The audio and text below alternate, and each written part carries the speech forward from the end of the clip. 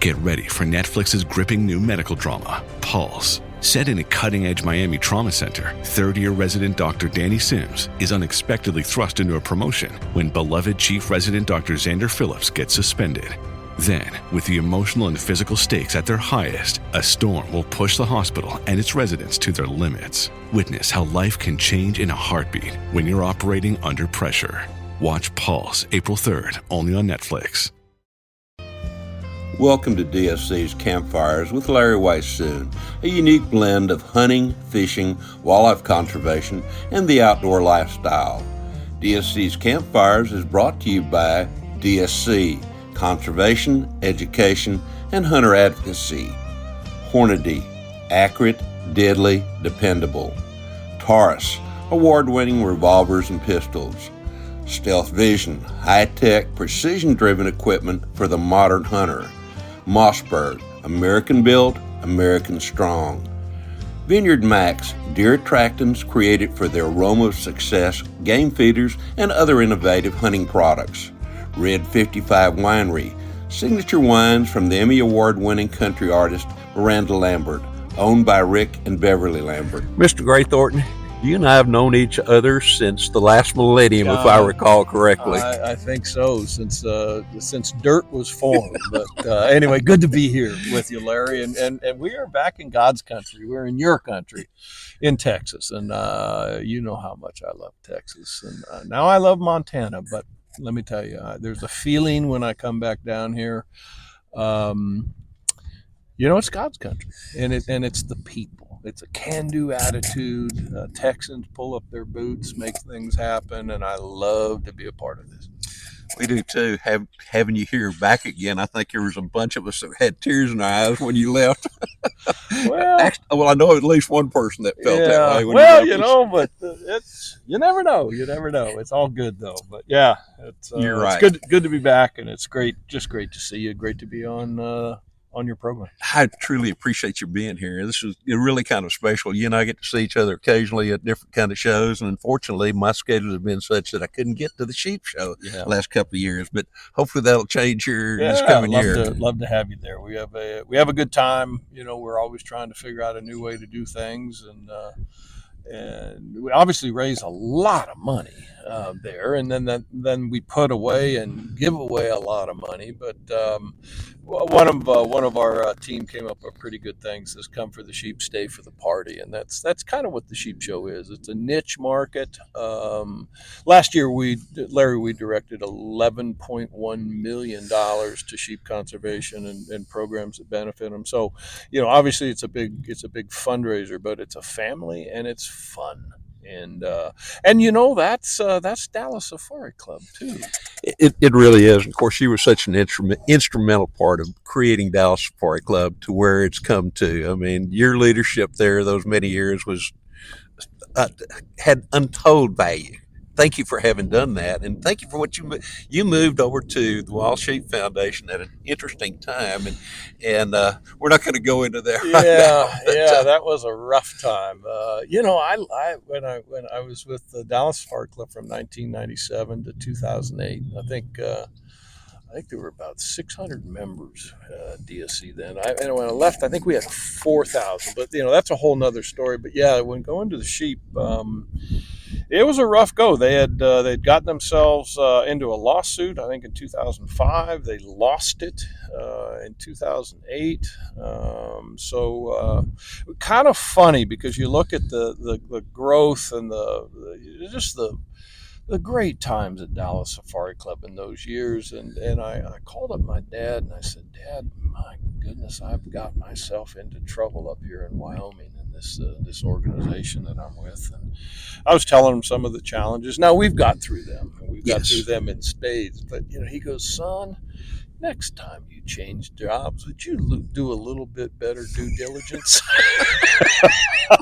So yeah, those are the 2008 through 2010, 2011 period was pretty rough. But we got through it. You got through it. The Sheep Foundation could not have had a better man there at the head of it than you are. So I know that all the members then and the members we have now truly appreciate all the hard work that you put into that. Yeah, we got like at DSC, we got a great team. We got a great team of certainly great team of staff, but great passionate members. The altruism of the Wild Sheep family really has no equal. And Larry, I remember.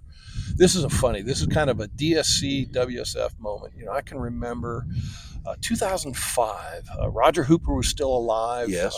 Great man, great friend. He and I were in a bunch of great DSC folks. Were on a lease together. But the FNAS back then, Foundation for North American Yes. Wild Sheep, was going to San Antonio, and they liked our move in, move out, our MIMO concept. And so Roger Hooper, I think, was president at the time then, or might have been past president, but in any event, we Roger and TBS guys and DSC folks all came down, and we moved in the sheep show, the FNAS show, down into the expo down in San Antonio.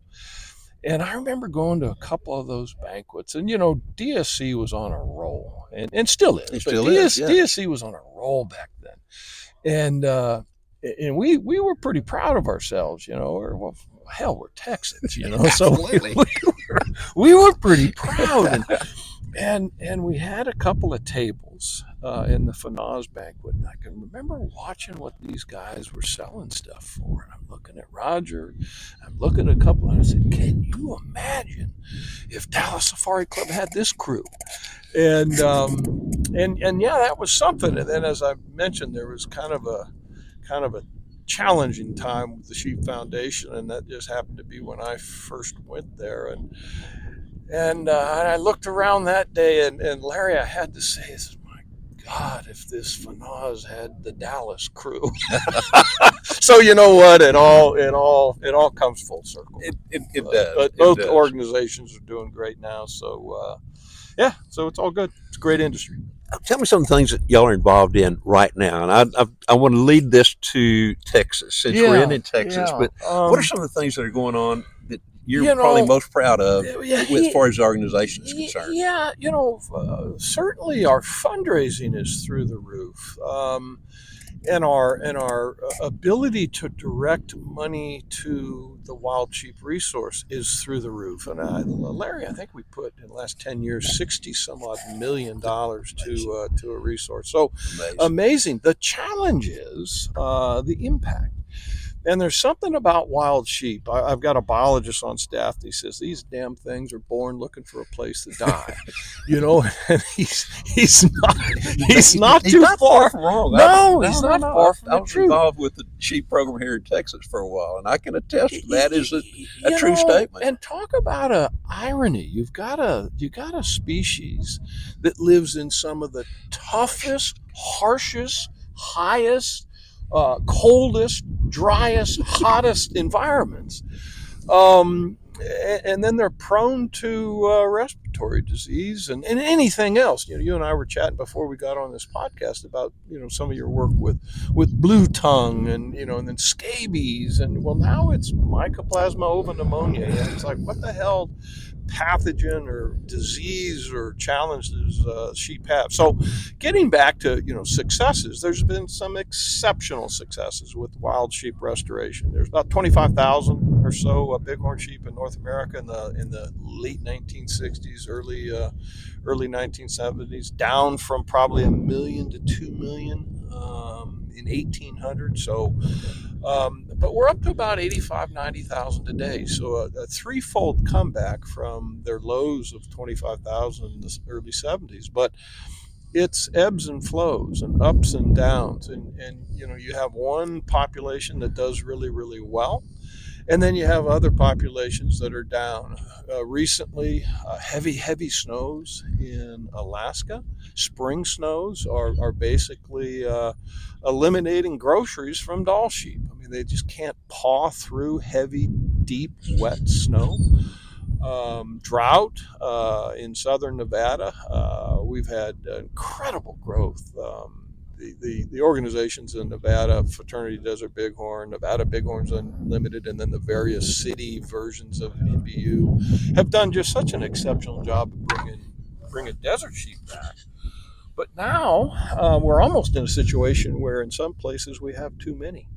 And are we back to the 1800s highs? No, but it's habitat. It's suitable habitat, yes. and that then brings us to Texas, because we've got a conundrum here that's a difficult one, and it is habitat related. Texas has got exceptional habitat, but challenges within it. And now we're trying to find suitable habitat, safe habitat, that doesn't have a invasive species in it that is deadly to the desert bighorn sheep.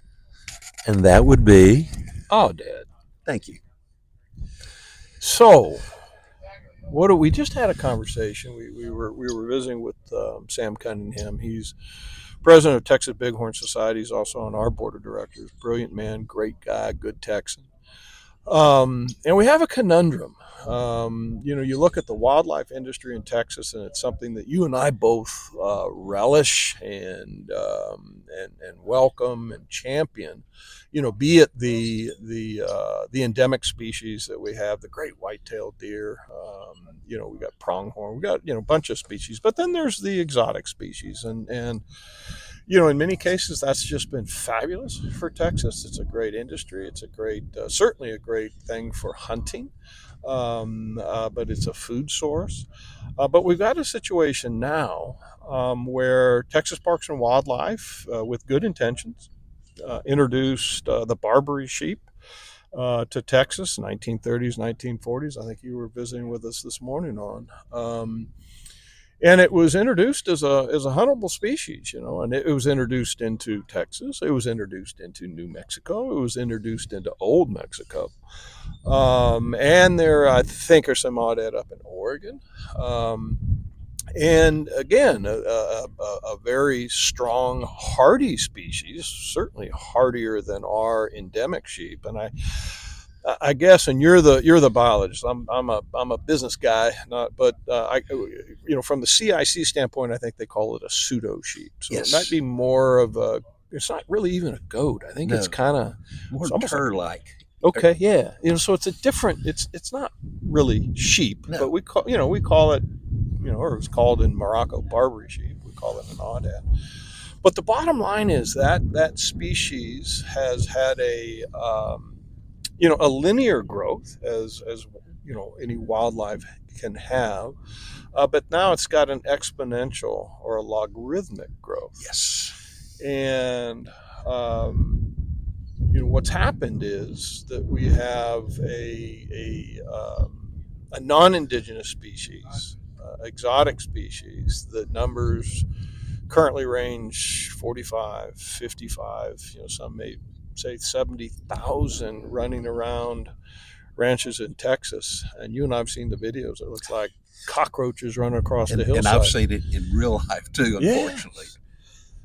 And not only, when you are in an arid environment, not only, Larry, are you, do they pose competition for forage to the endemic species, whether it's mule deer, white-tailed deer certainly, but in this particular case, desert bighorn sheep. It also is a host and a vector for a pathogen called Mycoplasma pneumoniae, which is a setup agent for other challenges. MOVI is what we call it, to make it simple. It lays down the cilia and the trachea. In simple terms, it prevents a then host species from coughing up and using the cilia and that trachea to cough up the other pathogens and dirt and crap and whatever that we may bring in. And then other things, Manhamia hemolytica, there's a whole host of other bad little buggers that can get in there, cause pneumonia. Yes. And you have all-age die-offs with desert bighorn sheep. Interesting enough, aoudad seem to be able to live with it.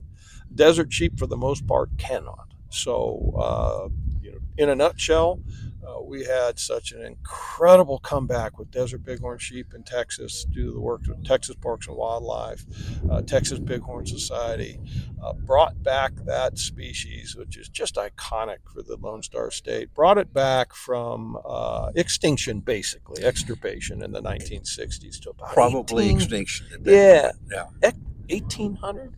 Yes, I sir. think. Late 1800s. But well, And early but 1900s, 18. I think the last sheep was killed in desert bighorn sheep was killed in Texas in 1960 something. I think Yes. Brewer told me. But we had about 1,800 to 2,000 desert bighorn sheep in Texas about 10 years ago, and now we're down to less than 600. Now you think about that: 1,800 desert bighorn sheep, which is the same number that when the Texicans and Mexicans were inviting the Anglos in to be a buffer zone to the Comanche. And we had brought, Texas Bighorn Society and Texas Parks and Wildlife, great programs, and there's some fun stories on that, had brought back this species to its highs. And now we're down to less than 600. And it is not over harvest. It is not sustainable use. It is disease in competition with a exotic species, in this case, audhead. So it's a conundrum. So, as we were talking a little bit earlier, there are solutions, but with those solutions come other things as well. Well, this is really interesting. We were joking over coffee this morning with Sam, and we had a Wild Sheep Foundation board meeting in Washington State 2 weekends back, and we TBS, Texas Parks and Wildlife, Wild Sheep Foundation, we contributed about $300,000. Campfire Club of America contributed. Midwest chapter of Wild Sheep Foundation contributed. We did a very significant lifeline for desert bighorn sheep, where we moved. The plan was 80. We actually captured 77 desert bighorn sheep from Elephant Gap, moved them to the Franklin Mountains, just north of El Paso. Created and it's in a state park there. Created a new, what hopefully will be a nursery herd and a source herd of clean, healthy, movie-free bighorn sheep, desert bighorn sheep in this state, that can be used for transplants elsewhere. Now that gets back to that habitat thing we'll have to talk about. But here's the conundrum. We spent all that money, and here's the aha moment. We spent all that money. We moved these sheep, and Sam in our board meeting said, I got something I got to bring up. He says, we played a really cool video of the trap and transplant we just did, and it's moving. It's a fantastic feeling, moving these 77 sheep, creating a nursery herd. And right after we played that video, a few auction items later at our banquet, we sold 2 audhead hunts. Pardon my language, but it was a whiskey tango foxtrot. Yeah. Aha moment. And Larry, you and I know and promulgate, preach, and evangelize the sustainable use model of wildlife. And oddly enough, the conundrum is that what we're doing is we are incentivizing the sustainable use of, in this case, I'm going to call it an invasive species and a destructive species, by selling free-range audhead hunts. And Sam looked over at me, and I went, shit. Yeah. He's right. It's an aha moment. And so, when we were having coffee this morning, we took it even further. And I said, well, you know what we can do then if we're not going to sell? Because we started thinking, well, let's shoot as many of these as we possibly can. So let's incentivize hunting them. Well, what are we doing? We're incentivizing the sustainable use. We're incentivizing a market for them. What we want is to eliminate the market. And then I thought, well, we got this pork chop bill that used to be for hogs. You could aerial gun hogs. And I think September 1st, it's now in Texas, now going to be legal to aerial gun from a sport hunt standpoint. Audhead. And I get back to Montana, I start to think about that. I go, wait a minute. At some point, that'll become a sustainable use model too, because the helicopter vendor and company that is selling these hunts, and they'll sell for, I don't know. I mean, pig hunts are what, $4,500 to go up in a plane and shoot a bunch of pigs, which I really want to do, or helicopter more so. But at one point, you're going to get situation where that outfitter and the helicopter vendor will go, well, now we don't want to shoot all these off this ranch, so we're going to move to that ranch because we want our clients to have a real good shoot. Even though the purpose is eradication, we're not going to eradicate because that's a sustainable use. So we are in a conundrum, my friend, and it's something that we have created. I think there are obviously good intentions. Without a doubt. But nobody looked down the road. It was like we're looking at 5 years rather than looking at 50 or 100 years, exactly, or even 20. Exactly. And so, what we're chatting about here, and Sam Cunningham, I think, puts it very, very succinctly. And he says, at this point, we have to decide as Texans whether we want desert bighorn sheep in this state or we want aoudad in this state. Let that one sink in. The interesting thing is there, though, you can have both. If you went in, say, arbitrarily use the Pecos River. Let's eliminate everything in the Pecos River, beyond the Pecos River west, and then still have aoudad to some extent on exotic ranches in Texas Hill Country. So you could have both if you wanted to. You bet. And control them. Where they're totally controlled. Right. Although I'm not sure they're controlled there because there's so many free ranging aoudad herds now. Yeah, and I guess, you're the biologist. You would know that whether we can. My wife is Albertan, and it's interesting. At least the claim is there's no rats in Alberta. They actually have a rat patrol in Alberta, and it is a rat eradication program. And the idea is that there will never be a rat in Alberta. Now, are there? I'm sure there's a few. But they do have a rat eradication program. So, the province to the east, Saskatchewan, man, they're basically a rat wall, a big, beautiful Trump wall between Saskatchewan and Alberta. And I wonder if there is a way to say there's a go no go zone, and maybe it is east of the Pecos, west of the Pecos, no, anywhere there is desert bighorn sheep and that habitat. And interesting enough, in many ways, that's what we try to do with domestic sheep. Because domestic sheep is it has been and was and probably was the primary vector for Mycoplasma pneumoniae and transmit to bighorn sheep. Right. Bighorn sheep can be a vector. We get those typhoid Marys that don't die, and then they become a vector to other bighorn sheep. But the idea is separation. So maybe that's a solution. The challenges and we were talking about this an aoudad.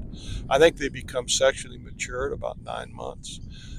They have offspring twice a year. Aoudad typically have twins, so now you've got a young aoudad, very similar to a hog. What are they? What a hog was sexually mature at like 6 hours. 6 hours and have 2.5 litters per year.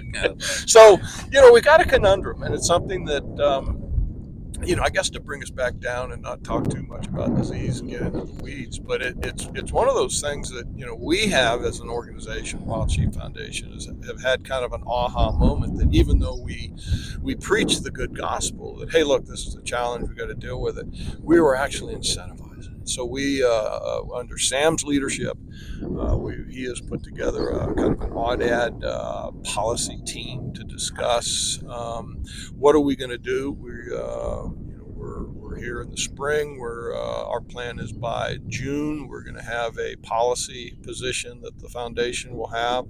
We'll promulgate out to our chapters and affiliates and other partners to say, look, we got a problem here. And we do recognize certainly that there is a market for free range aoudad, but we gotta come down to brass tacks here. And as Sam said, we got to make a choice. Do we want, in this great state, do we want desert bighorn sheep, or do we want aoudad? And to your point, in sheep range, wild sheep range, and I think the answer is no, we do not want wild aoudad in wild sheep range. So what are we going to do about it to get there?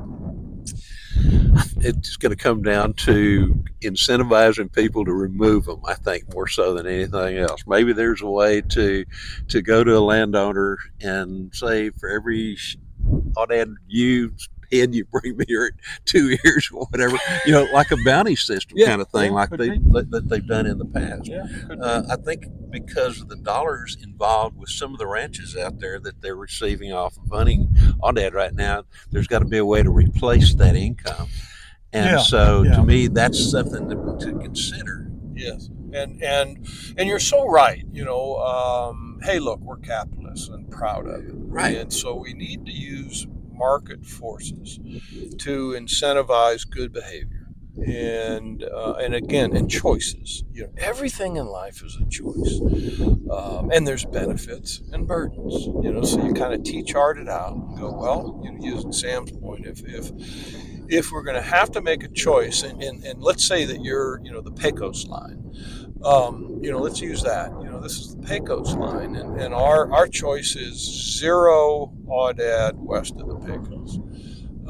Fair enough. Now we come up with market forces to eradicate them, and then have them as a resource, and they can be a valuable resource. Whether, and we're even chatting about is a protein source that we can use for dog food, for whatever. Those are things that we want to dive into, Larry, and it's one of those crazy things that we created. Let's be creative and get out of it. It's going to take a little creativity to do it, but I think there are probably ways of that happening. Yeah.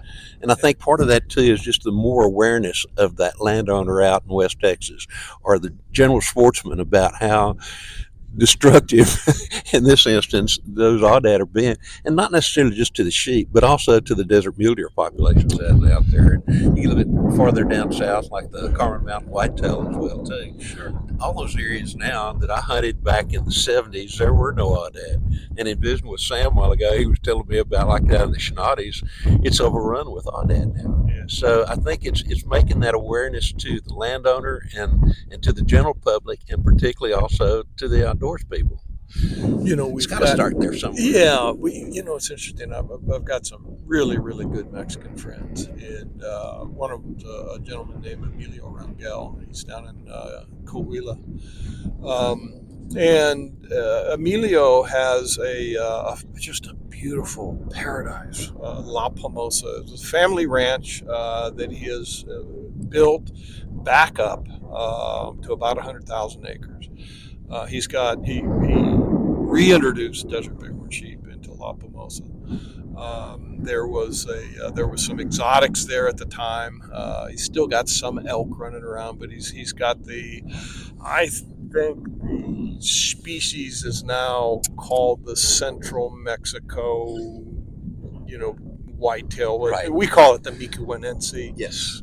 He's got those endemic. He brought in pronghorn antelope from New Mexico to deal with the state, and he was reestablishing pronghorn into Coahuila. So he's done just a remarkable job. But the big thing was desert bighorn sheep, and he has got one of the finest free-ranging populations now of desert bighorn sheep in that state, and he's now sending them elsewhere to repatriate other historical Mexican habitat with that great species. But here's the interesting thing: there were aoudad also introduced into those mountain ranges in Mexico and in Coahuila, and he's got a very good friend ranch fairly close by that's got a huge aoudad population. Well, so did Emilio. Emilio had a pretty good aoudad population. He goes, well, okay, I'm gonna start hunting, and it's primarily he's a developer. He's primarily for some of my development customers and some political customers. I mean, hunting is a great entertaining if you can do it. Whether you play golf or go hunting. I mean, there's two great ways to do business. And so Emilio had a choice, and he said, well, I got these aoudad. I've got them already indigenous. I've got some aoudad that I can't remember where he brought them from. And he almost was going to drop the fence and release them into this free range to bring in. And he goes, you know what? And he made a critical decision there. He says, no, Thank God. no, you know what? I'm not gonna add, another population audit to this ranch. I'm gonna go the desert bighorn sheep away. And it was a big decision back then because he couldn't get the permits. He finally did, and I think it took 5, 6, 7, 10 years for him to get the permits to move some desert bighorn sheep from Tiburon Island and from mainland Sonora into Coahuila. But now he's got a population of some of the finest desert bighorn sheep, 700, 800, maybe even 900 desert bighorn sheep. And you know what, Larry, the deal there, and oh, by the way, he eradicated any aoudad he found. And talk about a pivotal moment. But, there you go. There was a decision made, and now he arguably has some of the finest desert bighorn sheep in the world, growing, free-ranging, propagating, and yes, being sustainably utilized by hunters throughout the world. So that's what can be done. And I think that's what we want to see back in Texas. We want to see those Texas desert bighorn sheep numbers back to the 1,800 to 2,000 animals that we had about a decade ago, and far up from the 550 to 560 that we've been reduced to now. So we got some work to do, my friend. We got some work to do. But it has been done in the past, because I can remember the early years of the desert bighorn sheep program and going out and capturing sheep and moving them and all those kind of things many, many years ago, when basically the only sheep we really had were in the enclosure on the Black Gap area, which came out of the Kofa Range. We actually traded turkeys for desert bighorns. Imagine that, if you will, kind of thing. I think didn't Clady Williams use his plane or something and ship? He was involved in some turkeys. I think that's right. Turkeys in Clayton Williams' plane that flew to Arizona, and Nevada, and traded turkeys for desert bighorn sheep. That was a good trade. What if we could trade some of those states back east, a whole bunch of all that? No doubt, do something with it. Well, what the president of Botswana offered about 40,000 elephant to Germany, and I thought that was a brilliant move. You love these things so much, hey, we'll ship you 30,000 of them. I do too. I get questioned all the time about predators. How do you feel about the grizzly bear reintroduction and the cougar reintroduction, all those things? And I go, man, I'm all for it. And I go, you get this weird look from most of these people that ask the question. I said, I think they ought to catch them and release them in downtown Los Angeles, Sacramento, New York, Chicago, all the big cities. Those are the people that want to see them. Those are the people that want to hear them. Let's put them back there. Right. I think maybe things would change a little bit. I think if they had to live with them, it would be a little bit different. Yeah, let's put mountain lions, wolves, and grizzly bears, and a few lions, tigers, and bears in Central Park. Amen. And have fun with that. Amen. I think that's the perfect reintroduction site, and that's something I can certainly greatly support in so many ways. And Larry, that gets back to a Texas can-do attitude. Absolutely. We can make that happen. We can, and maybe we should. Great, but we're going to cut this off here a little bit. I want to come back a little bit later on another date here, probably about just say right before the hunting season. Sounds and good. Want to catch back up on some of this aoudad thing. By then, we'll have a little bit better idea, maybe, and I'll visit with Sam as well too. And I'll visit with Sam too about getting Texas Wildlife Association involved. You bet. Wildlife Association, Texas Wildlife Association, we started in 1985. Two other guys and I started.